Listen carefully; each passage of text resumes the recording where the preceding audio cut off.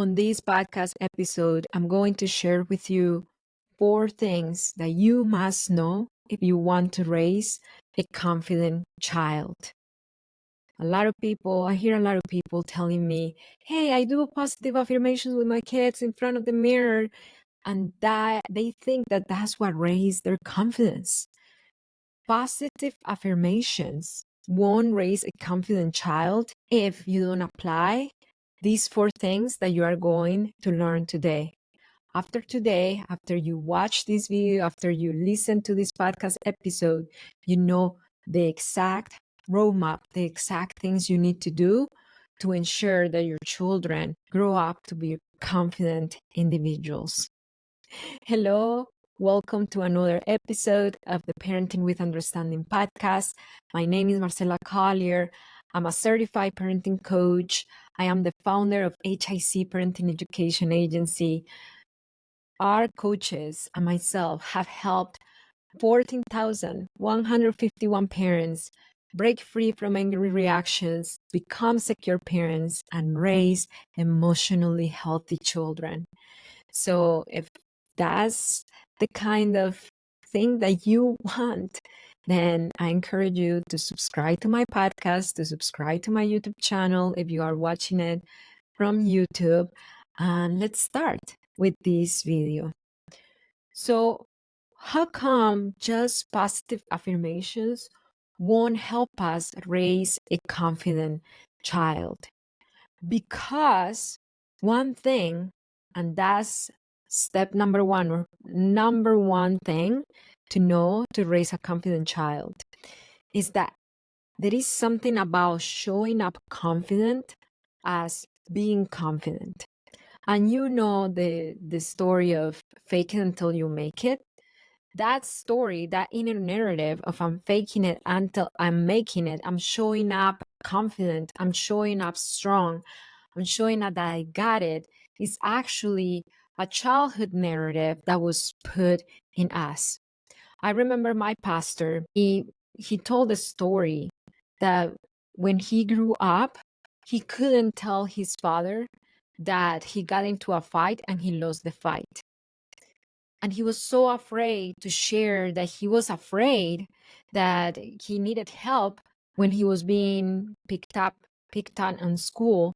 And he remembers vividly until this day that it was almost a reward for his father that he got into a fight and he won. That when he told his father, hey, I got into a fight today, the first thing that he asked him, did you win? I mean, but you won, right? Because for his father, the conception of confidence is who is the strongest, who can control, who can step over people. Possibly because that's the way that he grew up. So what happens? When we place confidence on the way the children present to others and not how they feel about themselves inside, then it creates this sense of, I need to show up confident, I need to show up strong and hide my weaknesses. Or my weaknesses are not supposed to be part of me.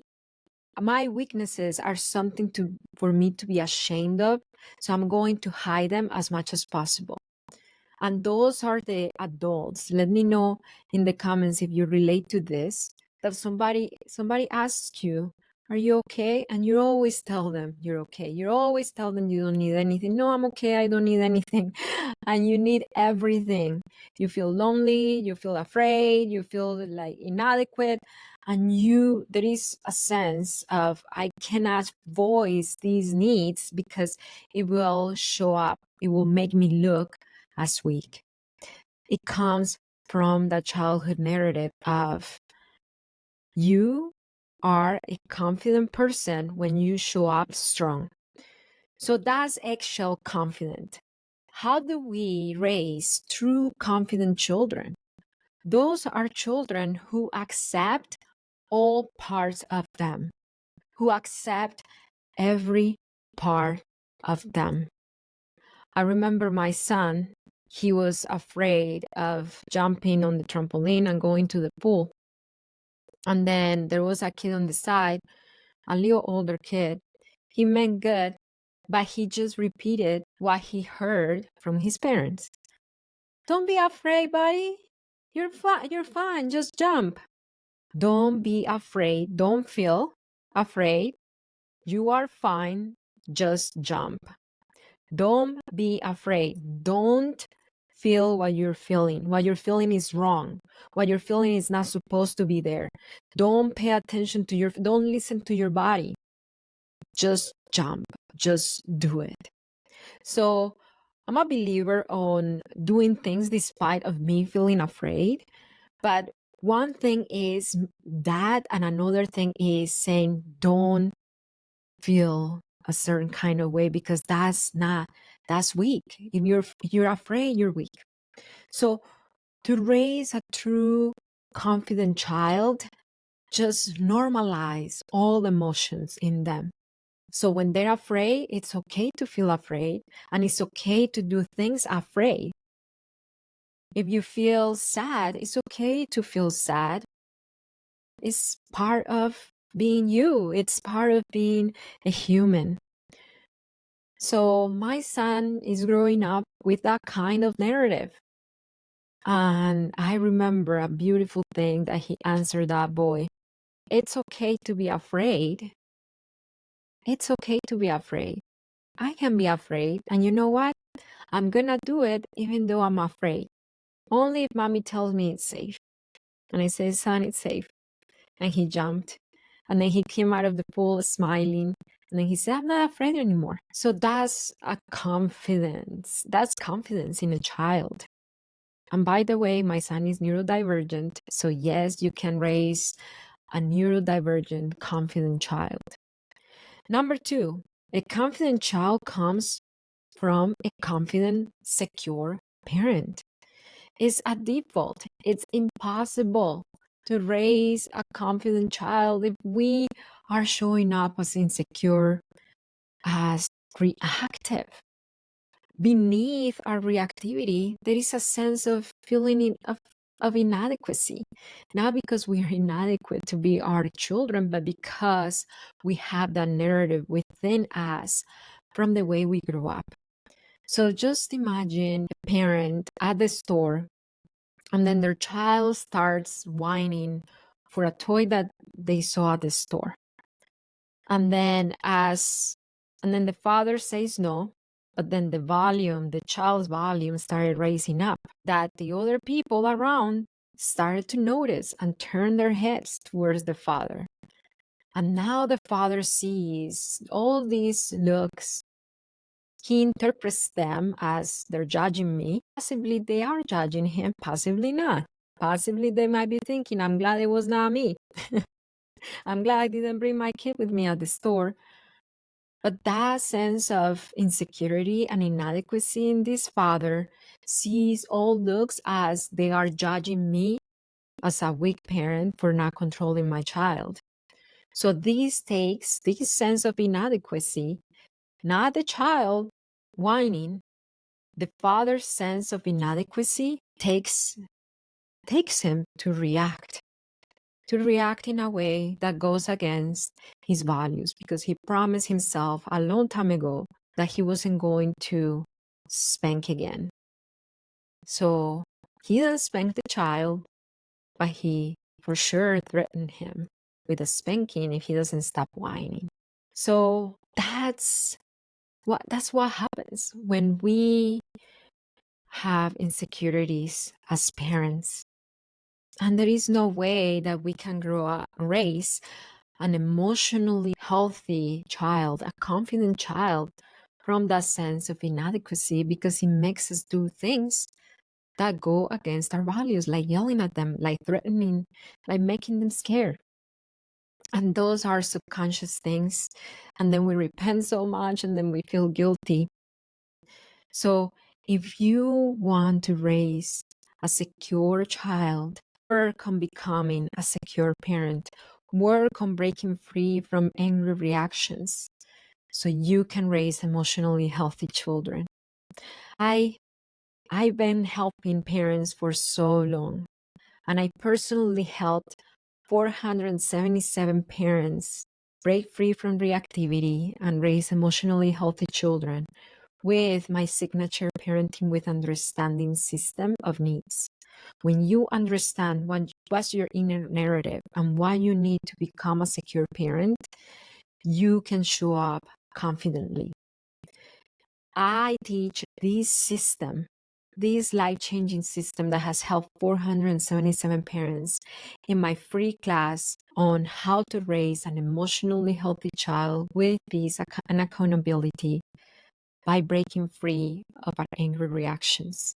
If you want to access this free class, all you have to do is open the description of this podcast episode or of this YouTube. The link is in there. Or go to hicparenting.com and you can take this free class today.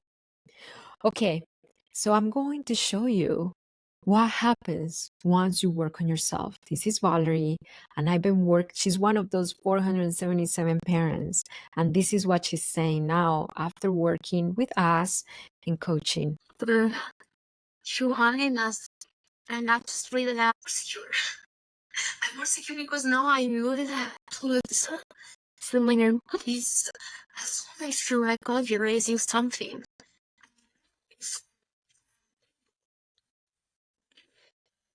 So you're not like how